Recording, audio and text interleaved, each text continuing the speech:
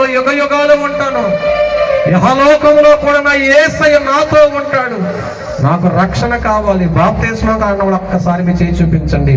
మీకోసం నేను మనసారా ప్రార్థన చేసి వెళ్తాను, మీకోసం మనసారా దీవించి వెళ్తాను. బాప్తిస్మం కావాల్సిన ఒక్కసారి మీ చేయి చూపించండి. మిమ్మల్ని బట్టి ఈ సభలో success. Thank you brother, thank you sister. మిమ్మల్ని బట్టి యేసయ్య సంబరపడిపోతున్నాడా? ఆ బిడ్డకు అర్థమైంది నా వాక్యం, ఆ బిడ్డకు అర్థమైంది. ఇదిగో దేవదూతలు రండి, ఆ బిడ్డల పేరు జీవ గ్రంథాలు రాయాలి, ఆ బిడ్డలని రక్తంలో కడగబోతున్నాయని యేసయ్య సంబరపడిపోయే సమయం ఇది. బాప్తిస్మం కావాల్సిన ఒక్కసారి చేయి చూపించండి. బాప్తిస్మం కావాల్సిన ఒక్కసారి చేయి చూపించండి.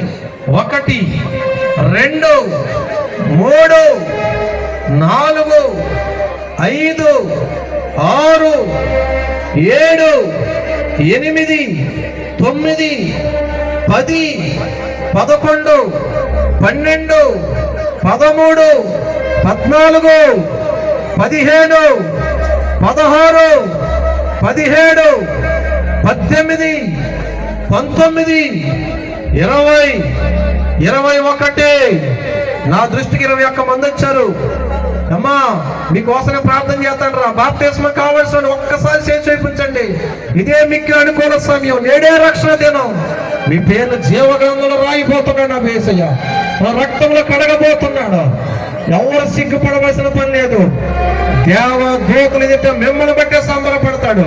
మీ 21 మంది బట్టి నా యేసయ్య సంబరం చేసుకుంటాడు. ఇక్కడ ఎవరో బెదర్ చేయి పైకెత్తాడు. బెదర్ బాప్తిస్మం కావాలా? ఒరే గుడ్. 22 23 అబ్బా అబ్బా అబ్బా ఒక్కసారి 23 మందికి బిగ్గరగా చప్పట్లు కొట్టండి.